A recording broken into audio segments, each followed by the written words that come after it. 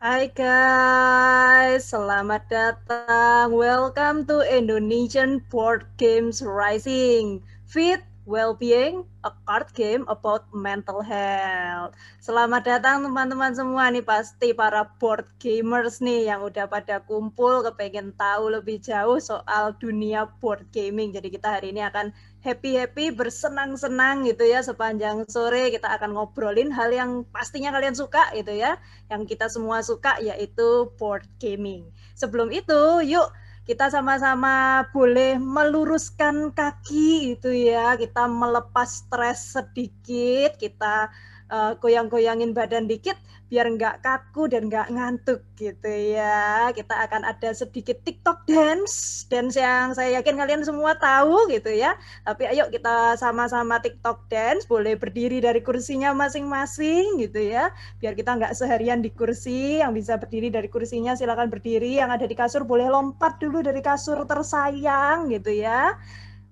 Nah, kita luruskan badan sedikit. Nah, kita nanti akan sedikit goyang-goyang gitu ya, dibantu dari panitia. Boleh dong di-share goyangan kita pada hari ini. Ini contohnya dulu ya, nanti akan kita mulai. Saya ini boleh di-play dulu. Saya masih ting-ting, dijamin masih ting-ting, sama sekali belum berpengalaman. Nah, udah tahu kan dance-nya, udah yakin nih, udah terkenal nih dance ini nih, semua pasti pada bisa nih ya. Goyangin pinggangnya, goyangin kakinya, yang mau goyangin badannya juga boleh digoyang semuanya gitu ya, biar kita sore ini lebih bersemangat gitu ya. Oke, silakan teman-teman panitia, boleh di-play lagi musiknya, diulang 2 kali langsung aja ya, biar agak lamaan gitu goyangnya. Oke. Yuk kita mulai yuk. Saya masih ting-ting, dijamin masih ting-ting, sama sekali belum berpengalaman. Oke, sekali lagi. Saya masih ting-ting, dijamin masih ting-ting, sama sekali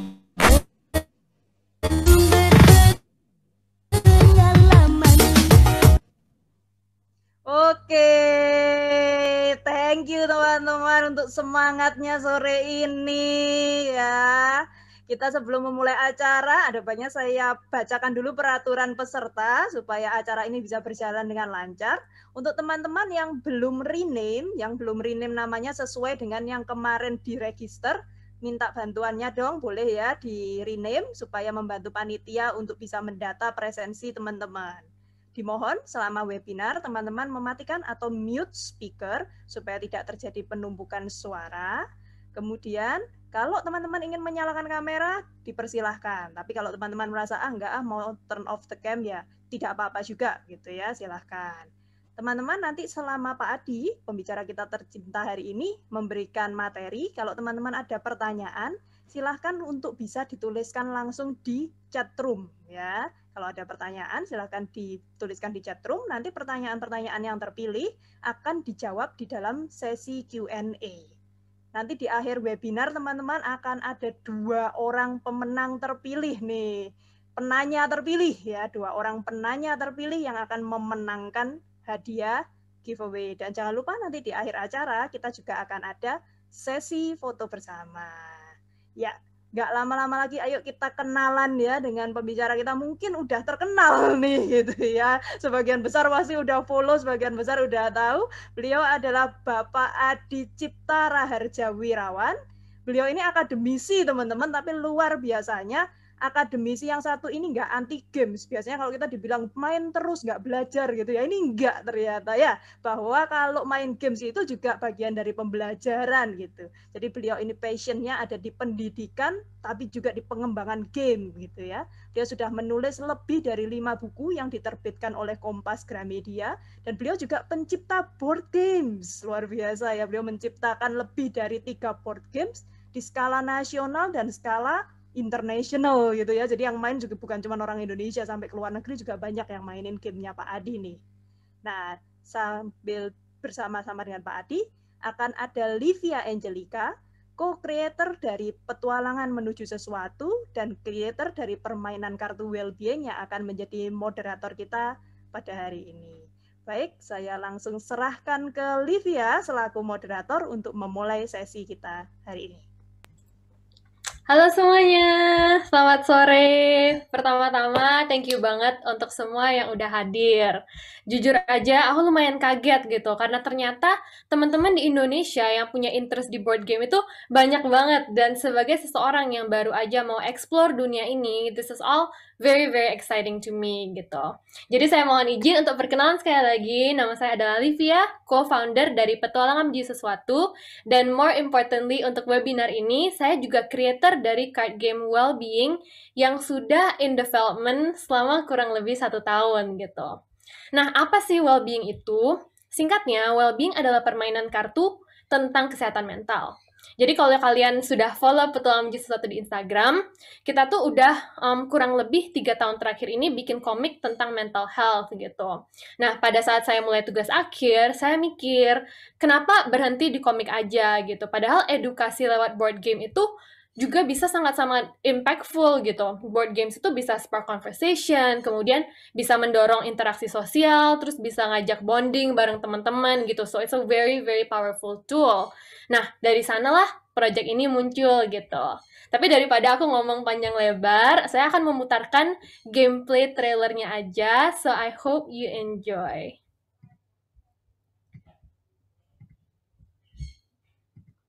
Jika kamu pernah mengalami kejadian seperti ini, maka mungkin kamu juga pernah merasakan bagaimana kejadian yang negatif dalam hidup kita dapat berdampak pada kondisi mental kita. Kita tidak dapat berlari dari hal-hal yang di luar kendali kita, tapi kita dapat belajar untuk menyikapinya agar menghindari konsekuensi negatif jangka panjang. Sayangnya akses untuk pendidikan seperti ini masih sangat terbatas. Kita tahu kalau untuk menjaga kesehatan fisik kita perlu olahraga secara teratur, makan bergizi 3 kali sehari, dan kita tahu kalau kita perlu pergi ke dokter ketika sedang sakit. Tapi bagaimana jika kesehatan mental kita yang sedang butuh perhatian tambahan? Apa saja kan tanda-tandanya, dan apa saja kan mekanisme coping positif yang dapat kita gunakan? Nah, Well-Being adalah sebuah permainan kartu yang dapat menjadi sarana untuk kita belajar tentang hal ini. Sebuah permainan kolaboratif dan penuh tantangan dari petualangan menuju sesuatu. Permainan kartu Well-Being dapat dimainkan oleh 2 sampai dengan 4 pemain. Setiap pemain akan memulai permainan dengan 5 kartu aksi seperti yang terlihat di layar dan poin kesehatan mental dengan total nilai 10. Pada setiap putaran, setiap pemain akan mengambil 1 kartu aksi lagi dan 1 kartu kehidupan yang dapat menambah poin kesehatan mental pemain atau menguranginya sesuai dengan jumlah poin yang tertera.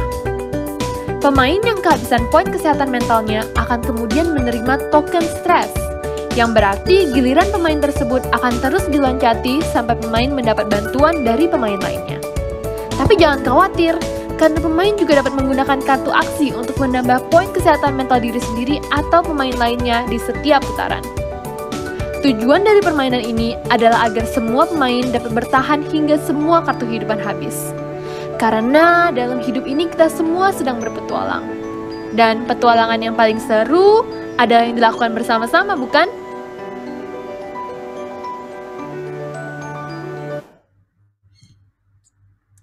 Oke, jadi sekian trailernya. Semoga sekarang kalian jadi cukup tertarik untuk menantikan perkembangan well-being di kemudian harinya. Nah, tapi sebenarnya sampai bisa di titik ini di mana I can say kalau gamenya ini punya working prototype itu prosesnya panjang banget dan banyak banget trial dan errornya. Kalau kalian juga aspiring board game designers, pasti kalian ngerti banget kalau bikin board game itu nggak mudah gitu. Nah, satu orang yang sudah selalu memberi saya insight yang sangat-sangat helpful dari mulai perancangan dan bahkan support permainan ini sampai sekarang itu adalah Pak Adi Cipta Wirawan yang hari ini juga hadir untuk membawakan materi for us aspiring board game designers. Jadi, without further ado, selebihnya saya serahkan kepada Pak Adi Cipta. Silakan, Pak. Oke, selamat sore Livia, selamat sore Bu Monica, serta rekan-rekan panitia ya, penyelenggara kegiatan webinar Indonesian Board Game Rising ya. Dan selamat sore kepada rekan-rekan yang sudah ikut bergabung gitu ya pada sore hari ini. Saya ucapkan sekali lagi terima kasih atas waktu dan kesempatannya itu ya untuk berbagi dari pengalaman yang mungkin masih singkat itu ya. Saya bukan ahli, bukan pakar di bidang board game, tapi mungkin saya belajar lebih dahulu dari teman-teman itu ya. Oke, saya akan langsung saja untuk menghemat waktu ya untuk eh, membagikan itu ya pengalaman singkat saya. Oke, sebentar. Saya izin share screen dahulu.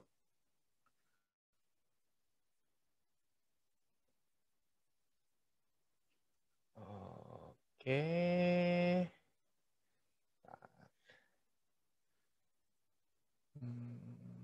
Spotlight. Oke, itu ya. Saya nggak coret-coret dulu deh. Oh. Oke, ya ini sekilas tuh ya apa yang request dari Livia ya ke saya tentang bagaimana membuat board game gitu ya dan bagaimana sih potensi board game di Indonesia itu ya. Saya tidak menjanjikan apapun dari apa yang akan saya sajikan pada sore hari ini. Selebihnya masa depan industri board game itu ya ada di teman-teman itu ya. Seperti itu ya. Jadi ini sesuatu yang masih butuh perjuangan ya kalau di Indonesia. Makanya judulnya tepat sekali dari Livia menyampaikan bahwa sedang tumbuh tuh ya, rising gitu ya. Oke. Nah, sekilas saja jadi board game pertama saya itu adalah Warung Wars yang saya buat itu berempat gitu ya. Sama saya ada Mas Wikan, ini urut dari kiri ke kanan, ada Mas Adit, saya dan David. Kita baru berkenalan pada saat kompetisi. Jadi ini kompetisi yang diadakan oleh teman-teman Kompas dan Kumara pada tahun 2015 gitu ya. Saya ikut sebenarnya bukan karena ingin ikut lombanya, tetapi karena ingin ikut workshop-nya, belajar bikin board game ya di 2015. Sebelumnya saya sudah jadi game developer dari tahun 2012 gitu ya. Kalau belajarnya sih udah dari tahun 2008 lah gitu ya. Tapi baru masuk ke industri di tahun 2012 gitu ya. Dari 2012 belajar bikin game di PC itu ya, platform digital gitu ya, di Android, di iPhone itu ya. Dan baru di 2015 saya tertarik bikin board game, belajar ya. Kenapa kok pingin bikin board game gitu ya? Karena setelah ngobrol sama Mas Eko Nugroho, beliau mentor saya itu ya, yang founders ya dari Kumara di Bandung beliau. Itu awalnya beliau studi di Jerman. Nah, setelah balik ke Indonesia, saya kenal ya karena saya aktif di industri kreatif di Indonesia. Terus ngobrol gitu ya, gimana sih kurikulum untuk game designer kalau di Jerman tuh kayak apa? Nah, beliau sampaikan bahwa ya sama seperti pelukis itu ya, belajar di analog dulu itu ya, kayak kalau teman-teman VCD kan visual communication design kan nggak tiba-tiba langsung apa ya pakai Cintiq gitu ya, pakai Wacom atau sejenisnya, tapi kan belajar analognya dulu. Nah, sama di industri di game itu juga seperti itu. Nah, jadi saya sudah melompat dahulu ke digitalnya itu ya. Sehingga terus akhirnya saya pengen tahu itu ya, seharusnya bagaimana sih belajar yang benar. Karena saya senang, tidak hanya senang belajar, tapi senang mencari tahu bagaimana menemukan metode belajar yang baik supaya orang lain bisa belajar dari saya. Ya, buat yang mau belajar. Oke, itu sekilas. Board game pertama saya justru board game yang akhirnya menjadi juara pertama di Board Game Challenge. Jadi mungkin privilege saya sudah tahu industri games dan bagaimana jatuh bangunnya di digital gitu ya. Sehingga mungkin kita satu-satunya tim yang pendekatan pengembangan gamenya sejak kompetisi itu based on research, ya. Nggak ada yang nyuruh, ya. Panitianya, waduh, nggak akan apa ya, waktu itu pokoknya bikin game aja tuh ya.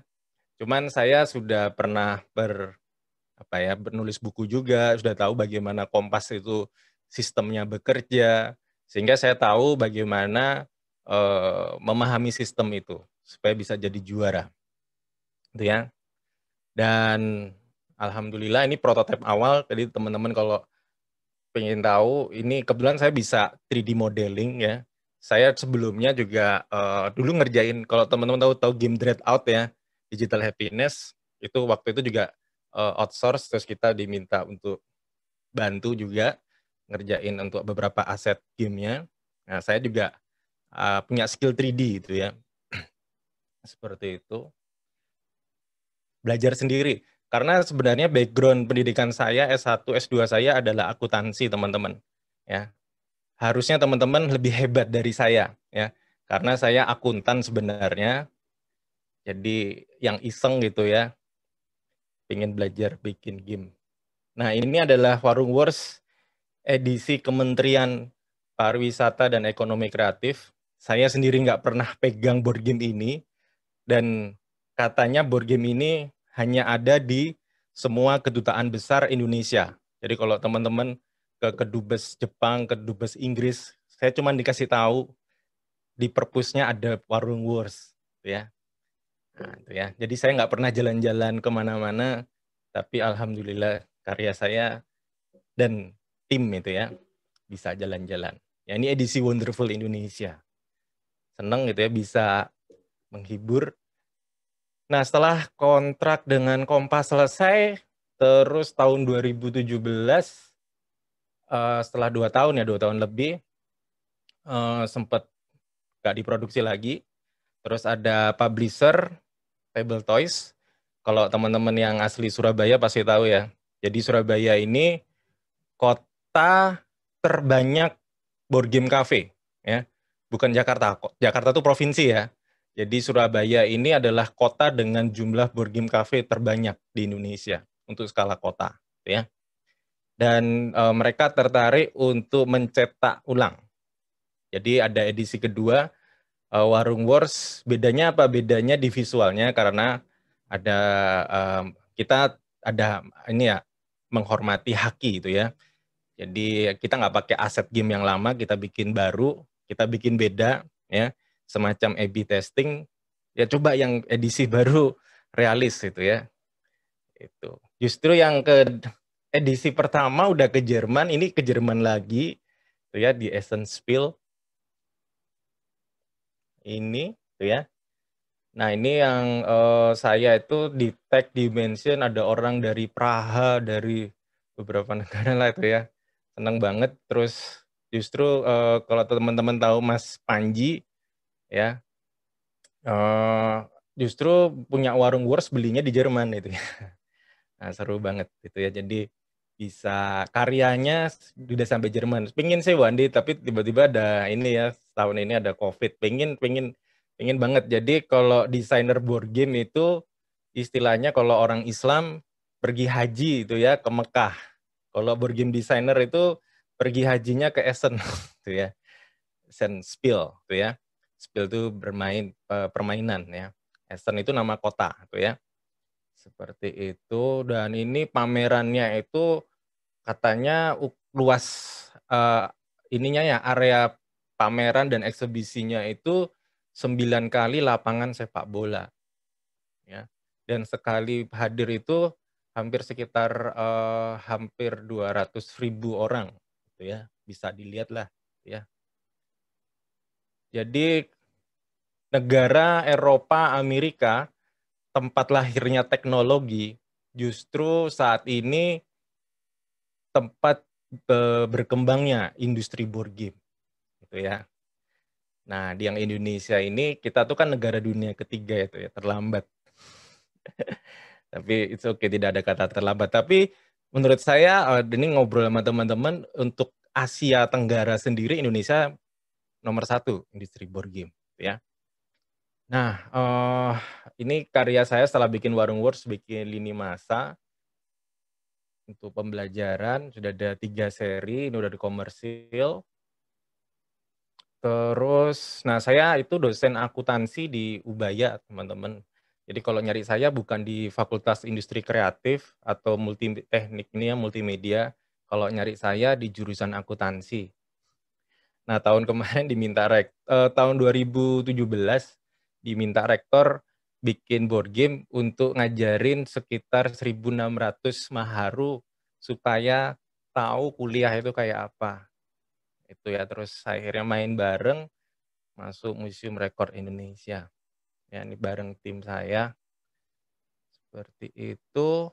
Ini yang progres sedang saya kerjakan, diminta sama Mizan untuk penerbit buku ya. Jadi ada buku komik judulnya Meng, ini dari tahun 2015 sampai sekarang.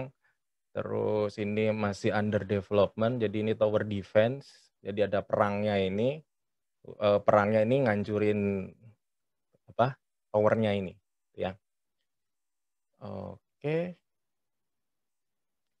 Terus ini juga under development, board game mengenal emosi ya. Jadi di sini kebetulan ada peserta juga namanya Mbak Wati Ideo. Ini penulis buku terkenal se-Indonesia juga internasional, ada di sini peserta juga, masih mau belajar katanya. Ya, ini lagi development juga, siapa tahu bisa kolaborasi. Itu sekilas tentang saya, ya. Saya akan singkat aja. Yang diobrolin cuma 3, nanti ada tanya jawab, ya. Oke, yang pertama adalah peluang dan potensi board game, ya. Kalau dari apa yang sudah saya sampaikan, ya peluangnya besar itu ya. Berapa duitnya? Ya nggak banyak itu ya. Saya sendiri masih, kalau dikatakan full time bisa nggak hidup sebagai board game designer, ya bisa-bisa aja ya, fokus aja Anda. Ya. Sebenarnya passion saya sebenarnya mengajar itu ya. Mengajar, makanya saya selalu sebut saya sebagai board game designer dan akademisi. Kenapa? Tadi disampaikan Bu Monika, saya dosen atau pengajar yang justru pro terhadap game itu ya. Karena saya sendiri lebih banyak belajar, dapat pengetahuan, dapat wisdom, belajar tentang mengontrol emosi justru dari games ya, bukan dari guru saya juga ada, tapi mungkin karena games itu sebuah simulasi itu ya, dan itu dilakukan berulang kali, repetisinya sangat tinggi, justru saya merasa lebih banyak dapat pengetahuan dan dapat soft skill itu justru dari bermain gitu ya. Sehingga saya selalu menyampaikan ke sesama pengajar, saya kayak kemarin diminta oleh Kementerian Pendidikan dan Kebudayaan untuk sharing ke baik guru-guru itu ya, bagaimana menggunakan game-based learning gitu ya. Oke. Jadi kalau ditanya potensinya gimana, ya besar banget gitu ya. Nah, apa pemicunya itu ya? Kejenuhan pasar industri game itu ya. Industri game itu kalau bahasa bisnis itu kalau di digital ya itu red ocean ya, apalagi di platform smartphone itu ya. Ada jutaan judul game di sana itu ya. Dan itu orang bingung itu ya, mau main yang mana gitu ya. Nah, begitu banyak pilihan ya. Berbeda dengan board game yang physical, masih wajar jumlahnya itu nggak kalau digital kan begitu cepat ya, direplikasi, ditiru itu ya. Jadi misalkan Genshin Impact gitu ya, ada versi alternate-nya sama persis, cuma diganti asetnya, ya udah jadi games gitu ya. Nah itu ya, jadi mekanik permainan itu ditiru habis nggak apa-apa, itu hal yang wajar di digital gitu ya, dan di board game. Tinggal diubah visualnya, selama nggak dipakai aset dari game yang ada, boleh-boleh saja ya. Yang kedua adalah kualitas waktu bersama teman dan keluarga yang kurang akibat intensitas tinggi penggunaan smartphone. Dengan study from home, work from home, bosen juga ya pakai gadget terus ya. Kita butuh refreshing yang tanpa harus pegang device ya. Jadi kita pingin apa ya itu kayak detox itu ya. Jadi kita nggak melulu pegang gadget ya, kan mata capek juga ya kalau lihat smartphone itu ya. Saya pun ini laptop pakai 2 layar ya. Ini satu layar yang saya lihat di depan ini kurang lebih sekitar 20 inch segitu. Di samping saya laptop saya sekitar 15,6 inch itu ya. Itu pun melelahkan ya. Jadi butuh bermain board game itu ya. Seperti itu. Terus board game sebagai konten gitu ya. Sekarang banyak gitu ya di YouTube. Orang sekedar main, direkam jadi konten gitu ya. Game yang sama berulang-ulang. Ini kalau teman-teman lihat Werewolf gitu ya dimainkan Raditya Dika sampai beberapa seri views-nya sampai jutaan gitu ya. Jadi bisa jadi konten itu ya. Terus makin banyaknya board game community, cafe dan library. Surabaya sebelum pandemi itu ini karena pandemi ya, bukan tutup karena apa ya? Demi kesehatan sudah ada 10 lebih ya di Surabaya. Oke, dan Surabaya termasuk komunitas board game yang besar ya di Indonesia. Terus, nah ini ya, teman-teman kalau tahu ada Kickstarter ya, Kickstarter itu satu platform seperti Kita Bisa, tapi kalau Kita Bisa kan sosial ya, crowdfunding untuk sosial. Nah ini kalau crowdfunding untuk ide kreatif ada namanya Kickstarter. Ya, jadi kalau teman-teman punya ide daripada risiko produksi cetak itu ya, ini pemikiran jadi inovasi-inovasi besar itu saat ini lahir dari Kickstarter. Ya kalau teman-teman pernah tahu Oculus Rift ya VR yang diakuisisi oleh Facebook berapa triliun itu ya. Itu dia divalidasinya lewat Kickstarter gitu ya. Jadi dengan 30 hari tervalidasi tembus berapa ratus miliar itu ya, kalau nanti bisa dicek teman-temannya. Nah, di sana selain teknologi, board game juga berkembang ya. Jadi ini datanya dari tahun 2011 ya, saya belum update yang terbaru. Board game itu jauh di atas video game. Ya, jadi ini kayak pitching gitu ya. Kita cuma bikin campaign satu halaman, game yang mau kita buat seperti apa. Misalkan Livia mau bikin Well-Being mau di funding lewat Kickstarter misalkan ya. Ada campaign-nya, ada pitching-nya, ini game-nya tentang apa itu ya, in English gitu kayak gitu, butuh dananya berapa. Udah orang sedunia itu ya melihat dan saweran untuk mewujudkan itu. Kalau nggak terwujud, nggak terkumpul ya nggak apa-apa. Ya, Livia nggak rugi apapun gitu ya. Nah, seperti ini. Saya tuh udah edukasi dari tahun 2015 sampai sekarang mengenalkan platform ini saya sempat bikin cuman saya nggak ada yang bantu ngurus tuh ya karena saya juga lebih ke riset sudah saya tutup lagi. Dulu saya bikin semacam Kickstarter namanya Dukung Kreasi dan saya coba berhasil mendanai 2 proyek saya. Jadi saya tuh zero capital, orang bayar ya tertarik dengan ide saya terus mereka urunan ya. Jadi seperti itu, tapi saya dapat pengalaman banyak. Jadi saya tutup karena ya kesibukan saya itu ya. Nah, terus board game jadi cari dana itu gampang, serius ya.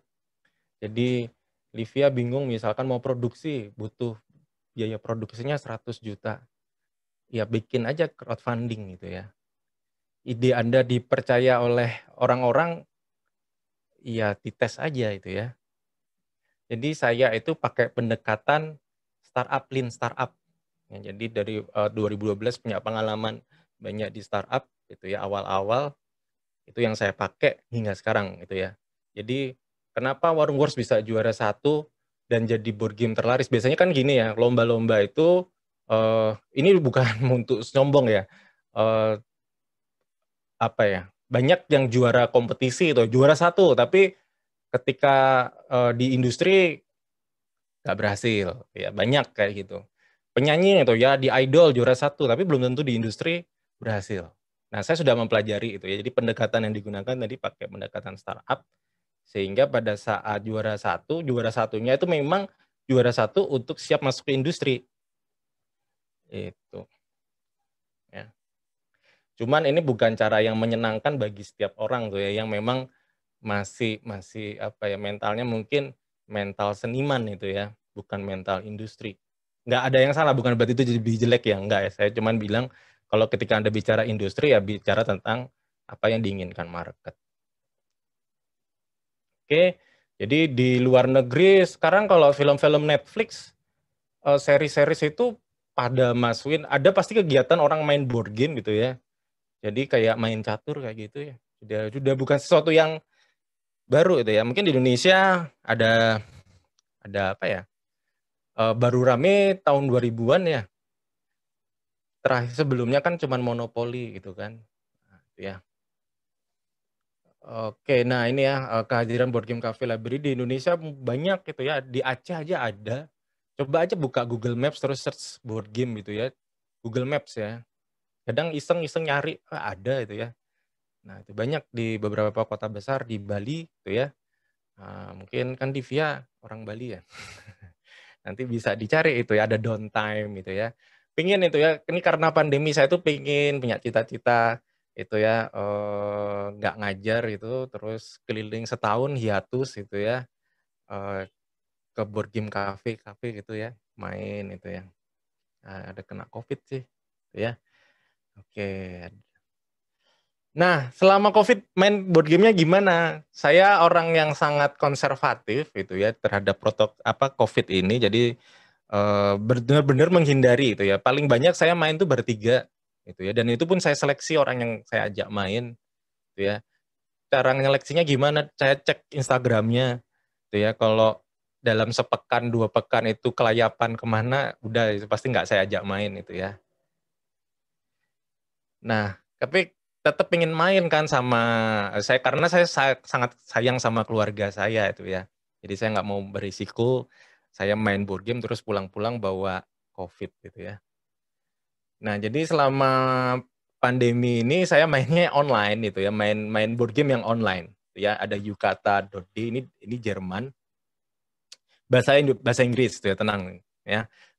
Jadi mainnya online sama teman-teman komunitas ini ya. Jadi ada grup WA-nya, itu hampir sekian berapa detik itu selalu notif karena kita kalau main itu turn based itu ya, gantian. Gilirannya siapa attack gitu ya, gilirannya Adi saya itu sekarang ini running 30 meja board game. Jadi itu saya main 30 game bergantian. Bayangin kayak apa ya, grandmaster yang main catur satu orang terus pindah-pindah caturnya tuh ada 30. Jadi itu tuh ya. Ya santai, kalau board game kan beda sama video game ya. Jadi mainnya nggak apa ya, nggak ayo beda banget, beda ya. Nah, ada Yukata, ada boardgamearena.com. Jadi mainnya saya karena kan kalau main sama teman-teman lokal Indonesia ikut jam lokal gitu ya. Kalau main sama orang luar, sama kebanyakan orang Jerman, ada ya orang US, ada orang Taiwan itu ya. Teman-teman saya kemarin main sama orang Malaysia itu ya. Seru lah ngobrol-ngobrol gitu ya. Jadi jamnya kebalik kadang itu. Jadi mereka kayak main itu 24 jam gitu ya. Itu. Jadi mereka aktif di saat kita waktunya tidur, orang bulenya yang di Amerika aktif pada nyala semua itu ya. Oke, jadi selama pandemi itu. Loh, terus kalau ada digitalnya nggak laku dong fisiknya? Enggak, itu ya. Justru teman-teman dengan adanya yang digital ini, kan terus nyobain ya game-game. Ada ratusan game itu ya, yang sebelum 2015 saya nggak pernah tahu, terus saya coba mainin. Oh, kok seru ya. Terus kecek Tokopedia. Oh, ada, beli. Itu jadi tetap apa ya namanya fisikal ya, kayak ibaratnya kayak gini lah, teman-teman kayak nonton film terus suka sama film tersebut, terus kalau kan kadang pingin ya punya apa merchandise-nya atau something yang kita bisa koleksi itu ya, itu jadi justru mengimprove. Jadi beberapa teman-teman itu keren ya, mungkin pernah tahu terus setelah main jadi pingin punya itu ya. Ada banyak ya, ada yang simulator 3D ada itu ya. Beberapa YouTuber kalau pernah yang YouTuber jadul-jadul kayak Eno Bening atau apa itu kan suka main juga ya, mereka Settler of Catan main yang virtual pakai tabletop simulator atau apa gitu ya. Oke, itu ya. Di Indonesia 3 pasar utama board game itu keluarga, pendidikan, dan casual gamer. Saya ini waktunya cukup nggak ya? Sebentar. Jadi diingetin, sebentar. Oh, belum diingetin. Oke. Ini keluarga, terus sekolah, sama casual gamer.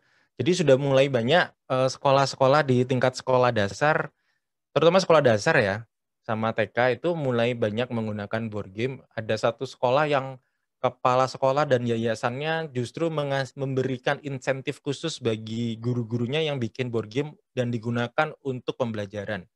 Itu namanya Sekolah Dasar Islam Nurul Insani kalau nggak salah itu ya. Nanti bisa di-search lah di internet, itu ada banyak beritanya. Jadi guru-guru sebagian besar sudah menyadari itu ya, bahwa anak didiknya ini adalah generasi gamer ya. Saya juga punya datanya karena saya punya channel YouTube dan YouTube saya itu isinya guru-guru sebagian besar. Ya, jadi dan saya pertama bingung, ini kok tiba-tiba di data analytics YouTube saya 80% sudah turun sih. Mungkin sekitar ya hampir ya 70 sekian persen itu subscriber saya itu adalah perempuan, females gitu ya. Apa pertamanya cowok-cowok itu ya, saya wajar lah itu ya cowok-cowok. Ini kok pada ibu-ibu muda itu ya, umurnya masih 20-an. Nah, itu ya. Ternyata ya itulah audiens saya itu ya, emak-emak muda. Oke, casual gamer ya. Jadi saya tuh punya follower di YouTube yang ibu-ibu gitu ya. Nah, ini ya sudah banyak instansi artis di industri board game Indonesia. KPK sudah menggunakan board game untuk alat media edukasi, anti korupsi itu ya. Terus ya banyaklah selebritis sampai financial planner ya, ada juga board game untuk ngenalin saham ya, ada Stock Lab kerjasama sama ini Mas Natachen. Ya banyak lah. Ini Mas Eko Nugroho tuh yang ini tuh ya. Kelihatan kursor saya ya, yang kanan ini ya. Ini tahu ya anaknya Pak Jokowi. Oke, ini saya lupa namanya Mas apa nih ya dari KPK kalau nggak salah. Saya itu baru ketemu sama orang-orang itu kalau acara nasional ya, kalau beberapa kali diundang sama Kementerian ini ya pariwisata, ada event di Balai Kartini gitu ya, pameran games, udah baru ketemu, halo itu ya. Ya ini pandemi harus menahan dulu itu ya. Nah, fase pertumbuhan industri board game di Indonesia ini ya. Saya senang karena saya seorang akuntan, jadi mungkin menyebalkan bagi sebagian orang. Jadi saya suka pakai grafik kayak gini itu ya. Jadi ini tahun 2015 datanya itu ya meningkat itu ya. Ada maturity pace-nya sampai kapan Mas Hadi? Waduh, kayaknya COVID itu di luar ini ya. Justru COVID itu semakin meningkatkan itu ya. Meningkatkan jumlah orang bermain di rumahnya sendiri itu ya.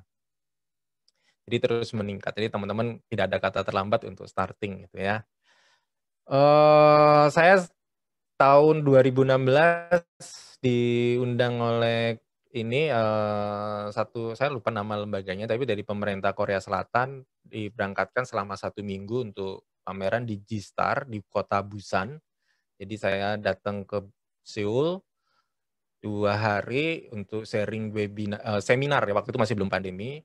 Terus perjalanan naik bis, untung nggak naik kereta ya, Train to Busan itu kan ngeri. Oke, terus lihat sana, Korea Selatan support pemerintahnya kuat ke industri board game. Ada Korean Board Game. Cari itu nama publisher ya. Jadi itu kayak support dari pemerintah Korea tuh ya. Keren lah kalau di Korea ya, mereka karena nggak subur kayak Indonesia ya. Indonesia ini karena subur jadi nggak fokus itu ya arah pengembangan industri kreatifnya, karena ya itu tadi pemerintah kita fokus ke pertanian, ke lain-lain. Kalau di Korea kan memang nggak ini ya, jadi ya industri kreatif yang digarap. Nah ini kalau dari tadi ngomong datanya beneran nggak sih, penjualannya gimana? Nah ini nih data penjualan, ini laporan dari Kompas. Ini edisi 1 ya, tidak termasuk edisi 2. Jadi satu judul itu ya dapatnya sekitar omsetnya 420 juta lah, gitu ya. Segitu, gitu ya. Ya alhamdulillah dicetak lagi sama Table Toys. Jadi ya ini data ya, bukan self proclaim itu ya. Jadi Warung Wars itu board game terlaris Indonesia hingga saat ini, gitu ya. Oke, ini kesimpulannya. Jadi kalau ya pertumbuhannya lagi bagus gitu ya, sedang tumbuh-tumbuhnya. Board game bukan sekedar tren sesaat, tapi solusi di banyak bidang. Nah, bayangin kalau dipakai buat pembelajaran itu ya, nanti well-being menjadi solusi. Saya baca ini beberapa artikel di masa pandemi ini, isu mental health kan cukup meningkat. Sempat japri-japrian ngobrol. Saya tertarik itu ya, maksudnya seorang Livia ini punya interest di mental health gitu ya. Kalau anak psikologi wajar lah itu ya. Ini anak VCD gitu ya.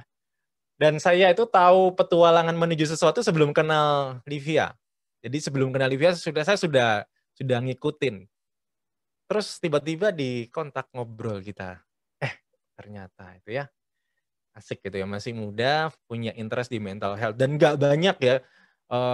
Maksudnya gini, pemerintah kita tuh saat ini lebih concern ngurusin COVID-nya. Memang betul, iya. Tapi lupa ngurusin mental health gitu ya. Menurut saya kurang gitu ya. Padahal ini kan nggak apa ya? Ya mungkin fenomena gunung es gitu ya. Kalau COVID ada gejalanya bisa diobati langsung. Nah, ini kan kalau psikologi ya. Saya bukan orang psikologi ya. Mungkin ada yang di sini yang kuliahnya psikologi gitu ya, lebih tahu lah. Ya barusan aja 2 hari lalu tuh di kampus salah satu mahasiswa saya diceritain bukan dari seorang dosen di anak akuntansi, tiba-tiba profil pic-nya itu ya berubah dari foto ini terus ganti tulisan itu ya. Intinya tulisan itu arahnya ke suicide. Nah, masalahnya itu tadi banyak goreng lebay cari perhatian. Lah, kan nggak kayak gitu itu ya. Mau lebay cari perhatian karena kalau buat boomers gitu ya, generasi yang lahir tahun 50 60, profile pic itu kan bukan bagian dari kehidupan. Itu saya jelasin itu ya ke teman-teman dosen saya. Nggak bisa Bapak Ibu itu ya. Profile pic itu buat generasi anak saya, itu identity itu loh ya, nggak sembarangan mereka pasang. Kalau dia pasang ada tulisannya pengen bunuh diri, nah itu ya sesuatu. Ya itu tapi ya edukasi ini ya banyak institusi yang nggak terlalu peduli lah. Kayaknya masalah kejiwaan itu dianggap orang yang lemah atau apa. Nah, makanya saya ini senang banget itu ya. I hope we can make movement itu ya. Saya bisa bergabung dengan movement yang dilakukan oleh Livia itu ya. Ya kita kolaborasi lah itu ya sama-sama. Oke ya, bikin board game gimana? Gampang bikin board game, lebih susah bikin video game, serius. Tuh ya. Saya udah pernah bikin video game dan stresnya luar biasa. Karena ada coding. Kalau board game itu cuma urusan visual doang, game design sama gamenya. Nggak ada coding kan, nggak ada bikin animasi, nggak ada urusan sama musik, special effect. Udah itu ya, bikin board game itu cara paling gampang. Dan sekarang itu trennya video game itu bikin board game. Ya. Bahkan kayak Street Fighter, Resident Evil, Dark Souls, terus banyak lah video game itu yang sekarang pada bikin board game itu ya. Tapi nggak ada board game yang bikin video game. ada versinya sih, tapi itu wajar itu ya, dari board game ke video game wajar. Tapi ini loh, sudah dari video game dan itu sudah sangat terkenal. Ya ada apa itu? Banyak lah itu ya. Terus tiba-tiba bikin board game gitu ya. Nah, itu ya. Kenapa? Karena duitnya besar. Ya, secara industri loh ya. Ntar saya dikira mata duitan itu ya. Saya ngomongin orang accounting ngomongnya duit soalnya itu ya, tapi bukan berarti mata duitan. Nah, bikin board game gimana sih? Dari konsep piece, ya ini riset, kita tahu konteksnya gimana itu ya. Nanti di sesi yang part 3-nya mungkin lebih jelas. Inilah materi yang diberikan oleh Mas Eko Nugroho ke kita semua para peserta kompetisi itu ya. Jadi kompetisi board game challenge itu ada di 5 kota di Indonesia. Waktu itu masih terpusat di Jawa, ya, di Surabaya, di Jogja, terus Semarang, Bandung dan Jakarta. Setiap kota itu pesertanya hampir sekitar 200 orang, terbagi jadi kelompok. Waktu itu, ya itu saya ikut sana, terus kelompoknya di random itu ya. Akhirnya terus kenalan sama gue baru kenal waktu itu sama Mas Wikan, Mas Adit, sama David. Terus kita kenalannya cuman hitungan jam ya, menit mungkin, nggak sampai 1 jam, gara-gara board game kita langsung jadi akrab gitu ya. Wah, ketawa ketiwi gitu, kita satu kelompok ya. Ya itu, baru kenal waktu itu, terus kita bikin Warung Wars. Ya, lucu. Ya, jadi memang board game itu mempercepat proses kenal itu ya. Kalau Anda jarang main, susah itu ya memahami apa yang saya sampaikan. Nah, ini terus playtest, balik lagi kalau nggak cocok ke konsep, terus design phase, terus playtest publik, umum ya, ini playtest internal, terus produksi. Kurang lebih seperti itu ya. Nah, ada risiko kegagalan dalam pembuatan board game ya. Jadi kalau teman-teman mungkin sudah tahu semuanya tentang bisnis model Canvas itu ya, value proposition Canvas, udah kayaknya materi basic deh itu di semua kampus, apalagi Universitas Ciputra udah dikenal sebagai kampus entrepreneurship gitu ya. Saya bikin board game-nya pakai pendekatan itu loh. Ya. Jadi setiap stepnya saya meminimalisir risiko. Kegagalan itu sudah diminimalisir sejak game design. Ya. Karena kalau board game itu sudah dirilis, Anda nggak bisa betulin apa-apa. Kalaupun Anda betulin, biayanya besar. Ya, ada tetap peluang risiko kegagalan setelah produksi itu ya. Ada cacat produksi itu pasti ada. Itu ada hitungan rumusnya. Itu ya. Jadi kalau kalian cetak 1000 itu pasti ada sekitar 1-2% itu namanya cacat produksi. Itu seperti itu, itu ya. Ya kayak gitulah, itu ya nanti. Kalau nggak dicoba nggak ngerti ya nanti ya. Ada hitungan itu, ada semuanya ada hitungannya ya. Saya belajar di situ, belajar di ilmunya di akuntansi, diajarin semua, jadi nyantai itu waktu bikin, ya udah itu ya. Ini pasti berhasil, tingkat keberhasilannya sekian persen, prediksi ya. Ya beneran berhasil gitu ya. Kita nggak bisa 100% ya, cuman angka prediksi itu kan bisa kita validasi, kita ukur. Nah, itu keuntungannya saya itu ya, karena saya lulus SMA awalnya mau masuk sekolah IKJ, tapi waktu itu nggak boleh. Bukannya nggak boleh, nggak dilarang sih sebenarnya. Akhirnya masuk akuntansi, akhirnya kayak gini itu ya, ngomongin desain itu sambil dilihat ini biayanya sekian gitu ya. Jadi ketika Livia ngirim prototipenya ke saya langsung hitung, ini mahal ini kalau dibikin itu ya. Tapi saya yakin Livia ini masih prototipe, moga-moga masih prototipe gitu ya. Karena pada saat ini Warung Wars ya, masih ngomongin konsep judulnya aja, otak saya tuh sedang hitung semua biayanya itu ya. Ini sekian. Harga jual produksinya, harga pokok produksinya sekian, marginnya nanti sekian. Kompas itu dari pengalaman riset saya, dari penjualan buku, karena saya punya pengalaman sebelumnya, itu pasti cetaknya sekian. Psikologi harga dari market pembeli di Gramedia itu adalah di range sekitar 100-200 ribu. Nggak boleh harga produksinya sekian. Jadi komponen board game-nya, itu saya hitungan detik mikir kayak gitu. Nggak tahu ya kenapa. Itu kan efek itu semakin terlatih ketika saya main board game. Ya, terutama board game ekonomi. Udah main itu kan udah langsung kita harus ngitung semua ya. Kita tuh harus ngomongin 20 langkah ke depan itu harus ngapain itu ya. Iya, terlatih untuk itu sih. Oke, jadi ada risiko. Jadi teman-teman gimana ngontrol risikonya sejak awal, pada saat desain sudah dipikirin semua. Ini desainnya gimana, ukurannya seberapa, ini nanti kalau dikirim pakai paket, risiko kerusakan pada saat pengirimannya bagaimana. Itu udah langsung mikir, nanti kalau ini disimpan di gudang, gudangnya berapa, ukuran rak itu berapa kali berapa, kalau ini pembelian reseller, udah otomatis itu saya ngitung, itu ya udah ini. Ya karena tadi itu ya, privilege saya itu ya, yang mungkin nggak dimiliki orang yang nggak ada background akuntansi itu ya. Itu. Oke. Jadi udah dihitung semua. Jadi pada saat kalau misalkan teman-teman, wah saya nggak dapat akuntansi gimana ya, kayak susah banget gitu. Mas Adi rempong gitu ya. Ya cari temen yang anak ekonomi gitu ya. Jangan kerja sendiri gitu ya. ngobrol atau tanya-tanya ke saya, silahkan ya. Saya selalu terbuka untuk dihubungi itu ya. Saya kadang tuh nggak hafal, ada dari BINUS, ada dari ITB itu tanya, Mas Adi tanya ini. Saya tuh pasti layani ini tuh ya, tanya itu ya, seneng. Karena saya seneng ngajarin orang gitu ya. Ya kayak Livia tanya-tanya itu ya. Nah, saya pakai bisnis model Canvas tuh ya, teman-teman sudah tahu semua lah bisnis model Canvas ya. Dipakai itu ya, itu bukan buat apa ya, formalitas itu ya, tugas saya. Ada mungkin yang menganggap seperti itu, tapi itu beneran saya pakai gitu ya. Nah, ini ya, nentuin customer segment itu ya. Udah best practice-nya kalau ditanya lebih prakteknya dipakai apa ya, Warung Wars itu sudah best practice penerapan value proposition design dan bisnis model Canvas. Udah itu. Ya. Nah, ini ya channelnya gimana, udah di planning semua. Customer relationship-nya. Oke, ini ya nanti bisa ini slide-nya nanti silakan ya kalau mau teman-teman download, mau minta silakan ya.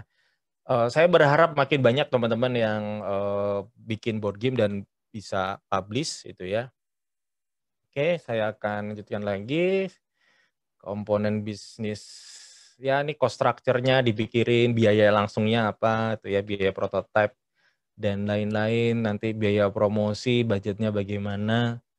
Ya karena saya banyak belajar tentang video editing, bagaimana syuting. Saya punya peralatan syuting sendiri itu ya. Jadi kalau teman-teman lihat video-videonya Lini Masa, Warung Wars itu saya sendiri, saya direct sendiri, saya bikin skripnya sendiri, saya mendirect voice aktornya untuk ngomongnya bagaimana, saya edit sendiri itu ya.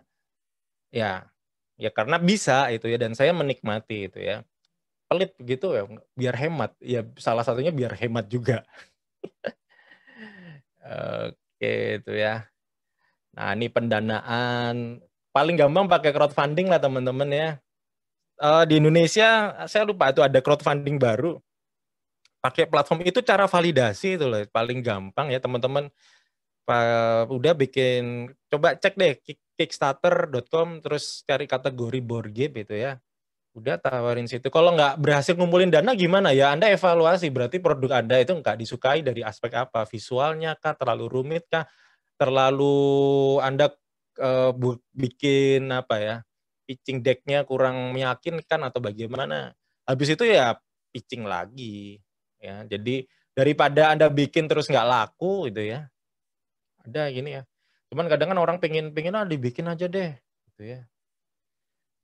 Itulah ya. Kompleksitas versus biaya, udah ini saya skip aja. Yes, ini ya teman-teman kalau lihat dulu itu ya, ini pengalaman waktu di video game, pengen bikin game yang super kompleks itu ya, karakternya ada 100. Intinya semakin banyak asetnya semakin rumit, biaya produksinya ikut semakin rumit, makin tinggi. Ya teman-teman harus ini. Jadi ada risetnya, jangan rumit-rumit dulu itu ya. Saya ya mungkin ada yang pernah main ya Twilight Imperium ini ya. Ini sekali main mungkin bisa 6 jam, 7, 8 jam. Ya ini untuk yang heavy gamers yang saya udah mainnya sampai ini. Tapi saya menikmati main yang ini itu ya. Itu ya menikmati karena kalau saya desainer yang memainkan semua permainan ya. Saya punya koleksi board game yang untuk anak mulai 3 tahun sampai yang bikin rambut rontok itu ada. Saya mainin nyoba itu ya kayak gini. Tapi seneng itu ya. Kayak ada ya mungkin teman-teman yang main Eurogames di sini udah tahu lah ya, mungkin kayak Game Nations itu ya, terus apa Lorenzo Il Magnifico itu ya, yang kita mikir itu ini harus dibuat ini supaya menghasilkan ini nanti dijual jadinya ini nanti diputar lagi jadi apa. Nah itu ya, sampai beberapa layer itu ya mikirnya.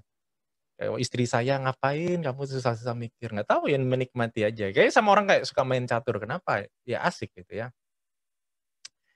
Oke, nah harus bikin penjadwalan ya, nanti di planning yang baik kapan selesainya itu ya. Ya itulah ya, pada stick to the plan lah. Kalau ada molor-molor dikit karena kesibukan, paling nggak kita bisa ngontrol. Kalau nggak ada penjadwalan ya Anda tidak pernah bisa ngontrol, itu aja sih. Oke. Nah, ini terakhir. Ini formula yang saya bikin sendiri. Ya, formula yang saya bikin sendiri berdasarkan pengalaman di Warung Wars. Jadi kalau ditanya literasi, sumber literaturnya ada nggak? Nggak ada ini. Kalau yang tadi dari teman-teman Kumara, Mas Eko Nugroho ada sumber literaturnya, ada jurnalnya. Kalau ini belum saya publikasikan sih, tapi ya udahlah ini ya ilmu buat semuanya lah ya. Template design core mekanik. Jadi dimulai dari tema. Jadi ada pendekatan tema, ada pendekatan mekanik. Ya, saya mengelompokkan dalam board game itu ada 2 pendekatan. Pendekatan tema itu kayak misalkan Warung Wars dikasih tema tentang Spirit of Surabaya. Jadi waktu lomba itu setiap kota itu punya tema-tema berbeda. Surabaya itu temanya Spirit of Surabaya. Nah, itu tema. Jadi pendekatannya mulai dari tema terus dipikirin ke bawah gitu. Nah, kayak Livia well-being temanya apa nih tentang isu kesehatan mental. Itu dimulai dari tema.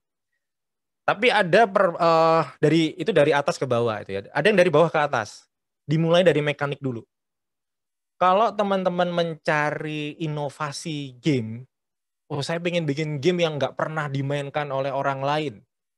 Ya, benar-benar itu pendekatannya biasanya mulai dari mekanik. Wah, unik ini ya. Biasanya Euro Games itu bermainnya di sini. Temanya tempelan. Jadi kalau temanya dilepas diganti tema lain, tetap jadi game itu ya. Cuman, nah ada beberapa seperti itu. Jadi pendekatannya dari mekanik, ya. Jadi seakan-akan nanti tema itu tempelan. Jelek lah, enggak itu ya. Banyak game yang kayak gitu tuh ya. Game-game ekonomi itu kayak gitu.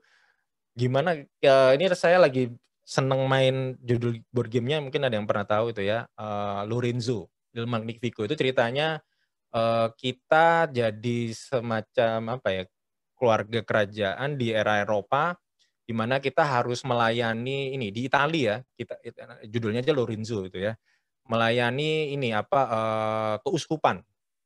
Nah itu ya, itu menarik itu ya. Jadi kita nanti setiap round 2, round 4 itu kita harus mengabdi, harus apa ya, gospel itu ya. Itu tuh menarik ya. Saya seorang muslim tapi banyak belajar. Jadi game-game tema-tema Eropa tentang ini ya, religi itu seru gitu ya. Saya baru tahu ada istilah yang saya pernah dengar di film John Wick gitu ya. Excommunicado itu ya. Ternyata itu dari Vatikan itu ya. Orang dikucilkan itu ya. Ini teman-teman yang Katolik mungkin pernah udah familiar ya. Nah itu ya. Balik lagi itu ya. Jadi ada yang dari tema, ide, tujuan, winning condition, terus experience-nya dirancang. Ada yang ini balik gitu ya. Jadi cuma dari satunya beda mulainya aja startingnya. Nah ini contohnya. Jadi waktu itu dikasih Spirit of Surabaya. Nah waktu itu kita berempat terus ngobrol. Jangan ambil ide yang pertama. Ide yang pertama itu berarti ide yang pasaran. Bisa sama orang lain itu ya. Jadi saya tuh waktu itu ngobrol, kita pertama pasti Spirit of Surabaya tentang Surabaya kota pahlawan. Pasti game-gamenya nggak seputar tentang perang. Pas Surabaya ya tentang ekonomi gitu ya, Sungai Berantas gitu ya. Ternyata itu banyak. Terus kita kayaknya kuliner nggak ada yang mikirin deh itu ya. Gara-gara kata spirit. Dan waktu itu memang dari seluruh total tim ya, ada di Surabaya ini terbesar timnya, ada 25 tim waktu itu. Kita satu-satunya timnya kuliner gitu ya. Nah, kalau misalkan Livia waktu itu udah ikut misalkan mungkin tema psikologi satu-satunya Livia itu ya. Nah, ini ya, terus didesain tujuannya apa, winning condition-nya dirancang, terus experience dalam game. Jadi sebenarnya kalau saya lebih seneng pendekatan tema ya, karena saya orangnya seperti itu. Game-game yang saya mainkan berbasis tema. Dan saya merancang experience gitu ya. Jadi sebenarnya permainan itu kan kita bermain sesuatu kan karena ingin mendapatkan experience di sana itu ya. Ingin dapat pengalamannya. Jadi yang ditentukan ini dulu. Experience. Jadi sebelum ngomongin game mekanik waktu itu kita briefnya kurang lebih sejam. Kita experience-nya ini ya. Kita ngomong. Waktu itu masih ini. Cuman belanja dan memasak. Ya, ini pengembangan. Sudah ada experience 3 dan 4 itu pengembangan. Jadi itu namanya minimum MVP, minimum viable product. Ini kalau anak startup pasti udah biasa ya denger ya. Jadi waktu itu sudah ngomong, MVP dulu, jangan mikirin mekanik yang lain. Kebetulan karena mungkin saya yang lebih tua ya mungkin ya waktu itu ya. Di Tips. Ada beda cuman bulan ya. Udah, oke Mas Adi gitu ya. Sip, ini ya. Ya kadang tim itu butuh trust ya. Kalau tim itu nggak ada trust, susah itu ya. Nggak akan jalan. Nah, dengan trust yang ada, experience yang saya miliki, teman-teman percaya dan waktu itu dan alhamdulillah berhasil membawa tim itu jadi juara ya. Akan jadi beda cerita kalau nggak ada trust gitu ya. Oke, nah itu ya akhirnya mekaniknya dibikin itu ya. Cepet, nggak sampai 6 bulan udah jadi. Kita tim yang pertama prototipe selesai. Ya. Jadi waktu kompetisi nggak ada batas waktu sih sebenarnya waktu itu 1 hari penuh. Waktu itu lokasinya di Universitas Widya Mandala. Kita tuh tim pertama yang selesai duluan. Terus dites sama orang-orang Kompas, orang-orang dari Jakarta ya. Itu yang dimainin berulang-ulang sampai teman-temannya dipanggilin itu ya. Orang-orang wartawan dan sebagainya, main ini seru itu ya. Dan kita cuman ya tim kita yang seperti itu ya.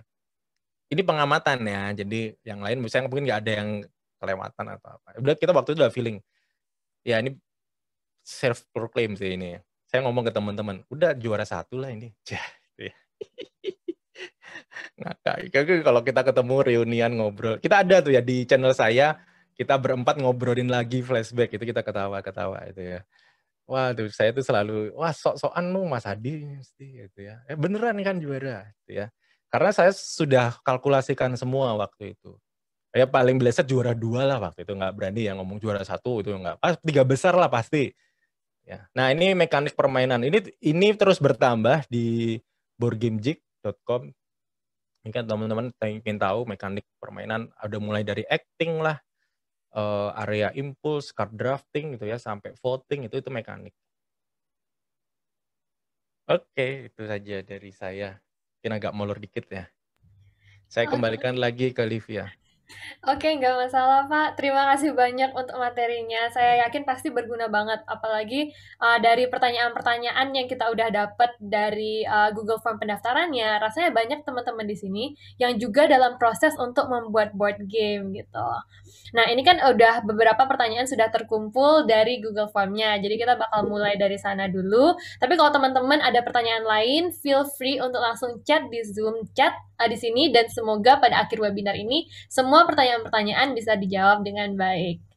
Jadi pertanyaan pertama nih, ini pertanyaannya lumayan menarik karena ini mungkin untuk kita yang sudah pada tahap sudah punya playable prototype gitu. Jadi tentang publishing, ketika kita sudah mempunyai prototype, ketika kita mensubmit board game prototype tersebut ke publisher, tapi tidak mendapatkan respon yang positif, kira-kira next step-nya apakah lebih baik kita coba ke publisher lain atau kita coba publish sendiri aja? Mungkin Pak Adi ada insight? Kalau sudah terlanjur bikin, istilahnya gini, apa ya, susah itu betulinnya itu. Ibaratnya kalau selalu saya sampaikan ke teman-teman, cuman kadang kan ya sapalah Adi Cipta itu ya. Saya sampaikan, kamu sebelum bikin board game, ya kamu kalau kayak orang pacaran itu loh, ya stalking dulu dong gitu ya, sama publishernya maunya kayak gimana, board game yang dirilis apa. Nah sekarang misalkan publisher board game anak, terus Anda bikin board game yang temanya dewasa itu ya, adult gitu ya, terus Anda submit ke situ, ya pasti ditolak lah itu ya. Nah, maksudnya kalau memang sudah ada, misalkan ada publisher yang temanya untuk remaja atau dewasa, jangan bikin dulu, kontak dulu, ngobrol sama editornya, mau bikin board game yang diterima kayak apa sih, tuh ya. Udah kalau terus setelah tahu, saya mau submit gimana potensinya, buka submissionnya kapan, udah bikin itu ya. Jadi jangan keburu bikin dulu, terus nyari publisher, itu yang salah. Tapi misalkan kalau udah bikin, ya carilah, risetlah publisher yang mungkin portfolio gamenya sesuai dengan game yang sudah Anda buat. Itu sih. Bukan mengecilkan semangat ya. Saya support, saya doakan supaya masuk. Itu jawabannya, Livia. Oke, baik. Terima kasih, Pak. Semoga menjawab pertanyaannya. Nah, ini di chat sudah ada dari Kak Bambang Nurdiansyah. Katanya, selamat sore Mas Adi, salam kenal. Ia adalah salah satu IO bergerak di bidang team building atau outbound gitu. Terus selama masa pandemi, em, beliau membuka peluang baru melalui daring atau online virtual team building gitu. Nah, selama ini ia membuat game atau simulasi aktivitasnya menggunakan PPT, berbagai macam game. Seperti yang Pak Adi juga sering kasih tutorial di YouTube mungkin ya. Saya juga kemarin sempat ngeliat gitu. Nah, pertanyaannya adalah, apakah lisensi game yang dibuat Mas Adi cipta itu free atau komersial? Karena saya pernah ikut sesi Zoom berbayar dan di sana terdapat game PPT Mas Adi buat dimainkan oleh penyelenggara kegiatan tersebut. Terus berikutnya, terkait board game online berbasis web, apakah bisa dijadikan jenis simulasi untuk team building online dengan estimasi waktu maksimal 1 jam? Terima kasih. Ya, kalau lisensi, jadi saya sudah sampai bikin hampir 50 ice breaking games pakai PowerPoint. Itu saya distribusikan berbayar itu ya di karyakarsa.com itu ya. Udah satu game itu sekitar 25.000 lah gitu ya. Sudah customer yang menggunakan itu baik pribadi, guru, sampai ini ya kantor pajak pakai itu udah hampir 800 pengguna. Jadi memang itu saya gunakan, berikan ke ini ya, memang dijual ya. Nah, di situ. Jadi mau digunakan untuk pelatihan atau apa, oke. Seneng saya banyak dapat respon ini dari trainer itu ya. Mungkin sama kayak jenengan tadi gitu ya, banyak gitu ya yang menggunakan. Nah, yang kedua penggunaan game untuk team building, apalagi di masa pandemi ini kan kita harus beradaptasi itu ya. Jadi dengan waktu 1 jam, tidak harus pakai bikin develop web based aplikasi, nggak usah itu ya, pakai Zoom atau sekarang itu sudah ada yang namanya Gather Town gitu ya. Ada yang pakai Gather Town gitu ya. Nah, kalau Gather Town ada avatarnya. Kalau kita pakai Zoom ini kan kita nggak ada avatarnya tuh ya, nggak ada karakternya jalan-jalan. Saya itu udah 2 pekan lebih itu ya ngajar di Ubaya pakai Gather Town itu ya. Nah, Gather Town itu bisa menggantikan aktivitas di dunia nyata itu. Jadi kita bisa main peta umpet itu ya. Jadi kan itu ada mapnya gede banget itu ya.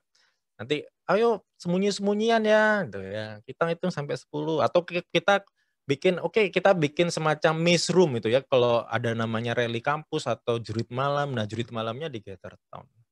Nah, tinggal kreativitas aja beradaptasi gitu ya. Jadi semacam escape room itu ya, kalau pernah tahu Pandora itu ya.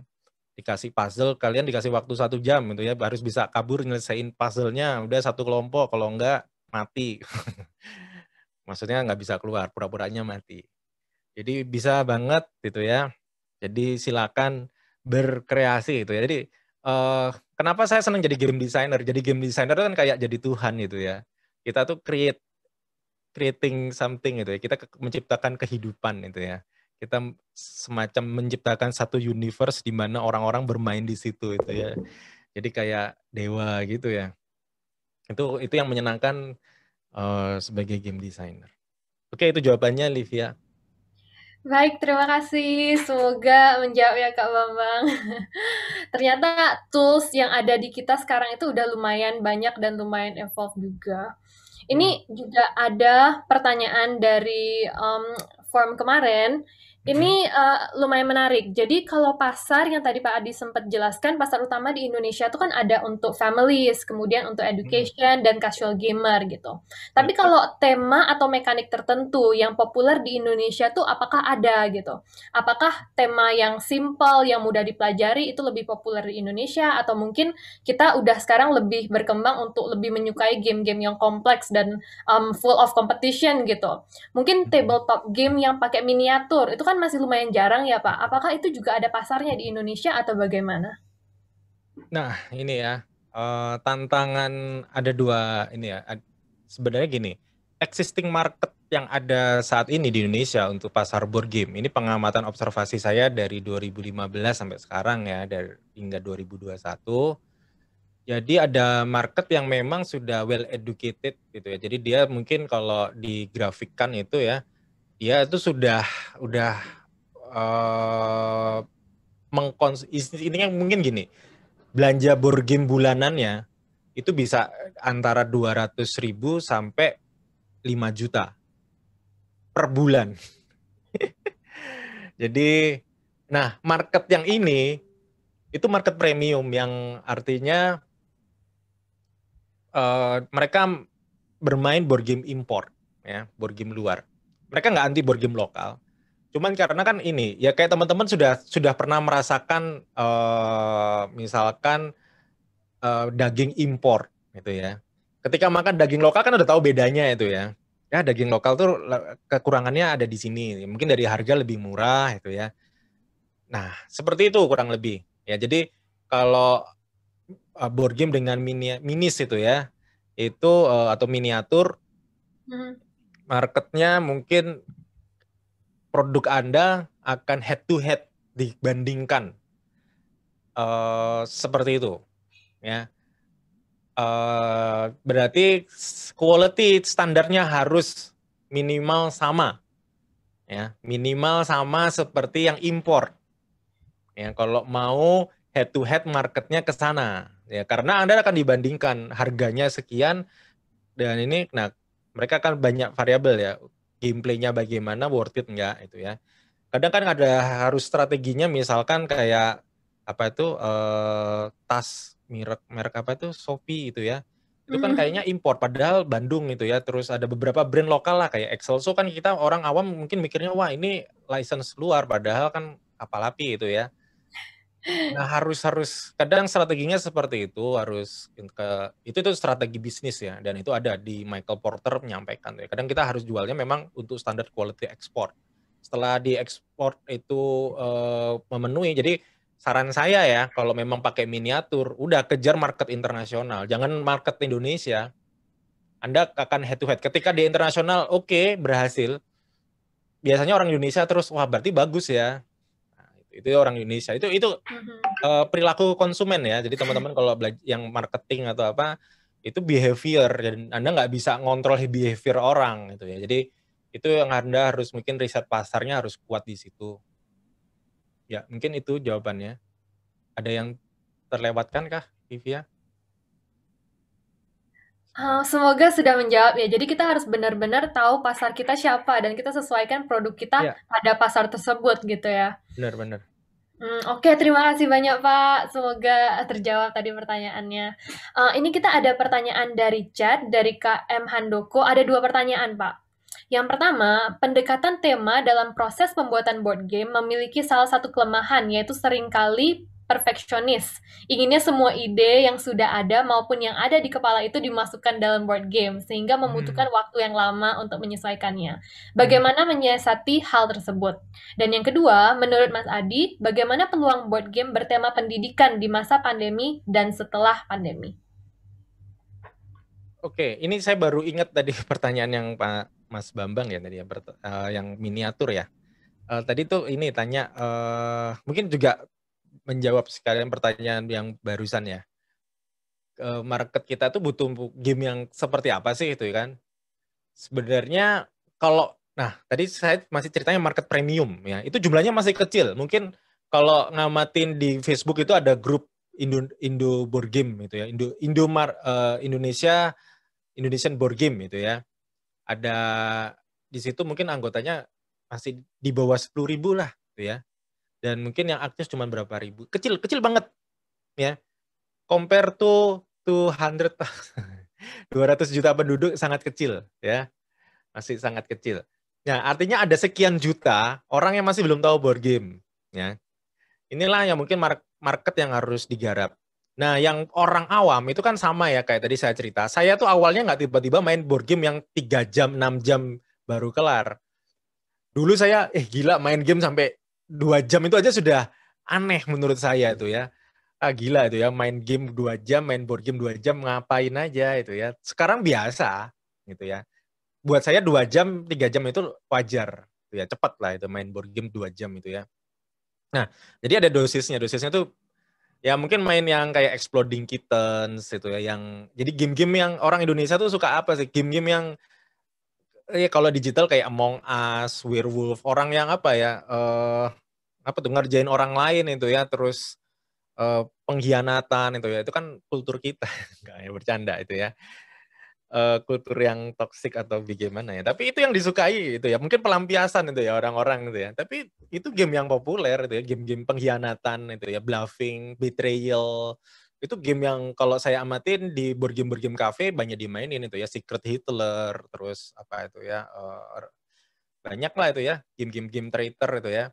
Dan itu memang fun itu ya. Itu kayak kita punya ruang untuk melampiaskan alter ego kita itu ya.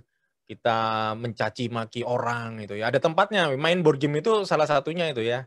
Itu ngerjain orang, nah, game-game kayak gitu tuh, itu yang rame itu ya, party games. Ya itu sih. Jadi kalau mau bikin game buat market Indonesia, anak muda, udah game-game yang kayak gitu ya. Game yang ngerjain, yang mungkin kalau masih casual gamer ya, cuman apa merangkai kalimat jadi lucu apalah tuh ya, kayak Pictionary atau Carriage itu ya, Carriage. Ya kayak gitulah yang mungkin 15-30 menit kelar itu ya. Itu yang diterima saat ini ya. Kalau Anda mau menembak market yang Euro gamer, ya siap-siap game Anda akan, nah ini ada game import harganya 400.000, game Anda 350.000. Ya kalau orang itu hitung-hitungan banget ya 400.000 lah beli game import daripada game lokal yang harganya cuma selisih sekian itu ya. Yang mungkin nanti dah beli cari secondnya, biasanya kayak gitu ya. Nah, Warung Wars itu masuk psikologi harga normal. Family games di harga di 210.000 ya, yang second edition 210.000, first edition itu 175.000.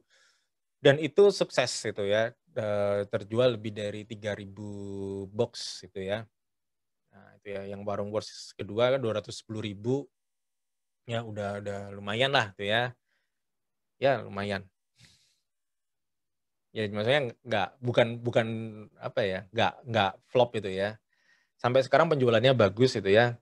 Ada ekspansi, kita akhirnya bisa rilis ekspansi. Kalau saya udah nggak ngurusin ini ya, karena sudah ada semuanya diurusin publisher itu ya. Itu ada yang tidak terjawab nggak ya tadi ya? Terlewatkan, sorry. Ini mungkin tadi Kak M. Handoko nanya tentang bagaimana supaya kita bisa filter ide-ide kita supaya nggak semuanya masuk board game. Kira-kira untuk bikin MVP bagaimana kita menentukan ya? MVP-nya. Kayak apa saja yang harus masuk supaya kita nggak kayak langsung mau masukin ini, mau masukin itu. Jujur saya sendiri juga sempat di tahap itu, soalnya kayak ingin masukin mekanisme A, B, C, kayaknya seru tapi susah. Ya, Gimana, ini Pak? udah tentuin pakai apa ya? Ya udah customer segmen Anda tuh harus clear. Jangan customer segmen saya adalah orang Indonesia. Orang Indonesia kan macam-macam gitu ya. Atau customer segmen saya remaja, usia 13 sampai 17 tahun. Nah, 13 sampai 17 tahun itu bisa macam-macam. Mau dilihat dari strata ekonominya, tingkat pendidikannya, ada macam-macam itu ya. Kalau buat saya, kayak saya waktu bikin lini masa sejarah card game langsung nembak kelas 5 SD udah. Kita nggak kepikiran liar kemana-mana, udah spesifik aja itu ya. Sama waktu itu kan saya sempat ngobrol sama Livia kan, bahwa ya siapa di Instagram Anda kan punya datanya pembacanya atau followers dari petualangan menuju sesuatu di range usia berapa, udah tembak aja di situ, fokus aja di sana. Karena kalau kita bekerja sendiri dan tidak tim besar, ya semakin range-nya semakin besar kan idenya semakin meluas, effort untuk promosinya makin luas gitu ya, makin banyak yang harus dikerjain, ya akhirnya nggak jadi-jadi nanti. Itu. Jadi kita harus stick gitu ya. Jadi kayak lini masa udah kelas 5 SD, materi minggu keberapa, udah saya cuma fokus ke situ gitu ya. Kalau nggak nanti kemana-mana. Nah itu akan akhirnya menjadi prototipe yang tidak pernah selesai, tidak pernah dipublish. Saran saya kalau ini baru game yang pertama, bikinlah yang skala kecil dulu. Anda belajar dari yang kecil setelah dipublish dan harus publish. Karena Anda akan tahu bagaimana rasanya dikomplain customer. Oh, ternyata harus nyiapin kayak gini. Kok kalau rusak saya harus ganti. Jadi saya sudah hitung semua. Jadi kalau ada yang komplain, Mas atau Pak, ini ada yang kok tokennya hilang satu. Udah langsung saya kirim. Saya nggak usah kirim balik fotoin. Karena saya sudah membuat namanya cadangan produk cacat. Ya. Nah, itu untuk mengganti kalau ada cacat-cacat kayak gitu. Udah langsung kirim udah. Mereka nggak usah dikasih biaya. Itu yang berlaku di internasional juga seperti itu. Saya belajar dari yang profesional itu ya. Itu jadi idenya udah difokuskan, udah sefokus-fokusnya gitu ya. Fokusnya bayangin kalau cuman kelas 5 SD se-Indonesia itu kan sudah berapa juta. Jadi ya ada hitungannya. Oke. Jadi mungkin start small gitu ya Pak, dan harus benar-benar targetnya siapa, kita benar-benar desain yang untuk target tersebut gitu. Tuh. Tadi Kak Adi juga udah sempat cerita tentang potensi board game di bidang edukasi. Jadi mungkin pertanyaan keduanya saya skip dulu. Ini kita ada waktu untuk satu pertanyaan lagi, akan saya angkat dari Kak Edward Salim. Jadi ini saya bacakan lumayan cepat aja. Kak Edward ini adalah lulusan sastra Inggris Universitas Petra gitu. Dan dia sedang develop sebuah game tabletop, namun dia mempunyai concern. Menurut Bapak, apakah penggunaan bahasa Inggris sebagai bahasa utama sebuah board game akan berefek dalam penjualan dalam negeri atau tidak? Dalam negeri? Kalau nembak market yang awam, punya dampak. Dampaknya mereka bingung. Jadi gini aja sih, kemarin itu juga berlaku di internasional ya. Selalu kita sertakan rulebook bahasa Indonesia sama bahasa Inggris. Atau kalau memang sudah punya planning untuk negara tertentu ya, kayak kemarin saya sempat ngobrol juga, udah spesifik misalkan rulebook bahasa Jerman itu ya. Jadi dan itu beberapa yang board game luar itu ada yang sampai rulebooknya itu 20 bahasa. Itu ya. Ngaruh ke penjualan, ngaruh itu ya. Ya tapi sudah riset ya, dia 20 negara itu kan pasti dia sudah tahu itu ya, punya distributornya di sana siapa itu ya. Udah seperti itu sih. Jadi tapi ya paling umum itu kan mempengaruhi biaya cetak ya. Kalau gamenya mungkin kecil, kita bisa main banyak bahasa itu ya. Atau sudah dirancang board gamenya tidak language dependent. Jadi komponennya itu sama sekali nggak ada. Kalaupun ada teks itu flavor teks lah. Teks yang nggak perlu dibaca misalkan ya. Kayak di Warung Wars itu kan kartu menu ada penjelasan rawon adalah nggak dibaca itu ya nggak apa-apa. Bisa dimainin, itu flavor teks. Itu sih, tapi kalau misalkan itu harus dibaca dan membaca itu akan mempengaruhi permainan ya pasti akan mempengaruhi itu ya. Jadi kalau market Indonesia masih lebih memilih bahasa Indonesia. Oke. Jadi sangat ngefek di aksesibilitasnya juga ya Pak? Iya. Oke, ini nggak berasa udah jam segini. Rasanya masih banyak banget yang bisa dibahas. Nah, kalau misalkan kalian teman-teman punya pertanyaan-pertanyaan yang belum sempat dijawab, kira-kira gimana nih Pak? Apa mungkin all of us aspiring board game designers bisa hubungin Bapak di tempat lain? Misalkan follow di YouTube-nya atau Instagram, bisa di-share Pak? Instagram aja. Instagram pasti saya reply-nya cuman nggak langsung real time ya. Tapi kalau saya lagi buka ada tanya, biasanya saya langsung reply gitu ya. Karena kalau nggak numpuk-numpuk. Jadi di Instagram saya Adi Cipta Playground itu aja. Baik, jadi teman-teman boleh langsung aja follow @adicipta_playground di Instagram untuk aspiring board games designers yang mau konsultasi lebih nih mungkin. Saya terima kasih banyak lagi sekali lagi untuk teman-teman yang udah hadir. Ini nanti untuk foto bersama dan pengumuman giveaway saya serahkan kembali ke MC.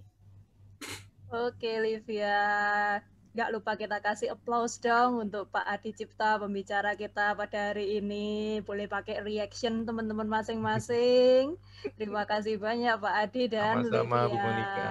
Sama-sama teman-teman, thank you.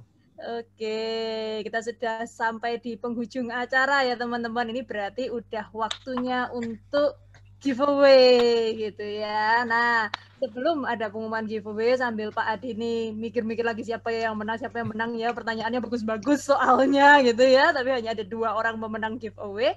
Kita akan memberikan beberapa pengumuman lagi. Yang pertama teman-teman, silahkan teman-teman yang tadi ya udah sempat dikatakan oleh Livia, yang kepengen tetap berhubungan dengan Pak Adi, bisa follow langsung Instagram Pak Adi seperti yang sudah saya berikan di chat, yaitu @adiciptaplayground.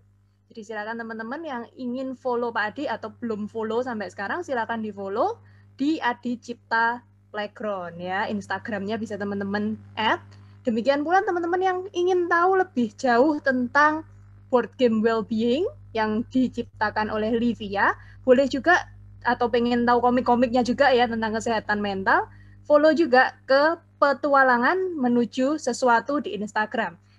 @petualangan menuju sesuatu. Teman-teman bisa lihat juga di chat, itu ada Petualangan Menuju Sesuatu. Jadi teman-teman yang belum follow, yuk di-follow, baik Pak Adi maupun Livia. Jadi teman-teman bisa saling ngobrol, teman-teman bisa dapat lebih banyak pengetahuan tentang hal-hal yang terkait dengan board game well-being atau board game secara keseluruhan dari Pak Adi. Oke, selanjutnya sekali lagi kita akan melihat game trailer dari permainan well-being, yang mana teman-teman mungkin tadi di awal ada yang kelewatan gitu ya. Sekarang kita akan lihat juga game trailer permainan well-being, mungkin bagi teman-teman yang tertarik lebih lanjut. Silahkan teman-teman panitia di-share.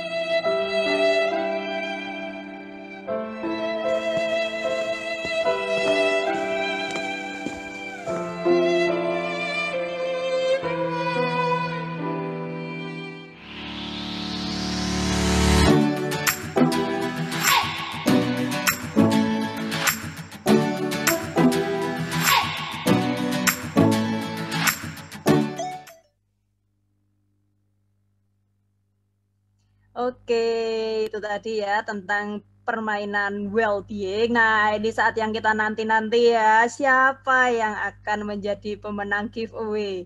Ya, giveaway hari ini disponsori oleh Petualangan Menuju Sesuatu ya. Oke, jadi pemenangnya sudah terpilih 2 orang, dipilih langsung oleh Pak Adi. Ada yang pertama, siapa nih? Drum roll, dung dung dung. Ada Bambang Nurdiansyah, masih ada bersama kita Kak Bambang. Kak Bambang kalau ada boleh open cam-nya dong, pengen tahu nih gitu ya wajah pemenang kita hari ini, nanti panitia boleh bantu highlightin juga. Pak Bambang ada nggak di sini? Mungkin boleh open mic sebentar gitu ya. Oh iya saya di sini gitu. Masih ada di sini? Pak Halo, terima Bambang. kasih. Oke, selamat Pak Bambang sudah menjadi pemenang giveaway pada sore hari ini. Terima kasih Mas Adi, Mbak Monica. Sama-sama Pak Bambang. Mas, Nanti makasih. hadiah akan diberikan ke Mas Bambang melalui panitia, ya akan dikirimkan oleh panitia, nanti akan dihubungi melalui WhatsApp yang sudah diregistrasikan kemarin. Sekarang pemenang yang kedua, siapa nih yang bakal pemenang kedua hari ini yang dapat giveaway malam ini, yang beruntung banget? Ada Kak M. Handoko, masih ada bersama kita kah?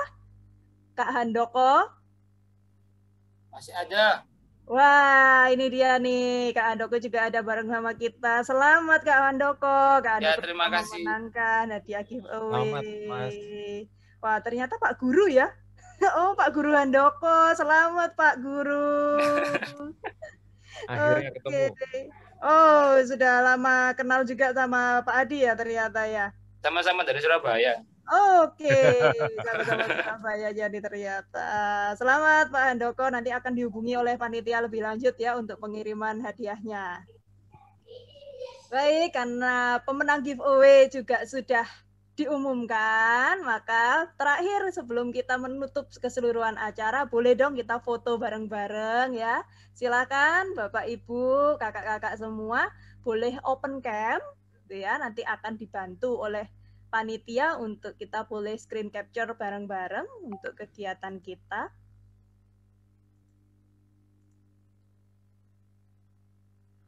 Oke, ini ada 3 layar karena cukup banyak yang ikut kegiatan hari ini.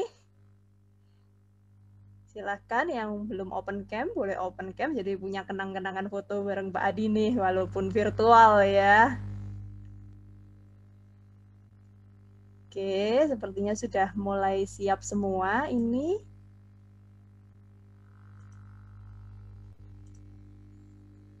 Oke, bisa dibantu hitung mundurnya dari teman-teman panitia. Oke, saya hitung mundur. 3, 2, 1. Slide kedua. Slide kedua.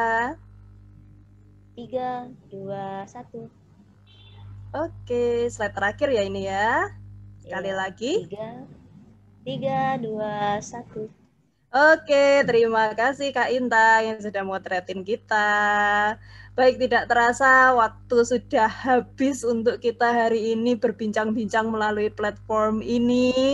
Nggak apa-apa teman-teman, nggak apa-apa semuanya yang udah ada di sini. Kita tetap akan keep in touch melalui Instagram gitu ya. Atau kita juga bisa bertemu di kegiatan-kegiatan yang lain ke depan. Terima kasih sudah datang di webinar ini. Sampai bertemu di kesempatan yang lain. Selamat malam teman-teman semua. Semoga sukses ya dengan board game-nya. Terima kasih Kak Adi dan teman-teman. Sama-sama. Terima kasih semuanya. Terima kasih.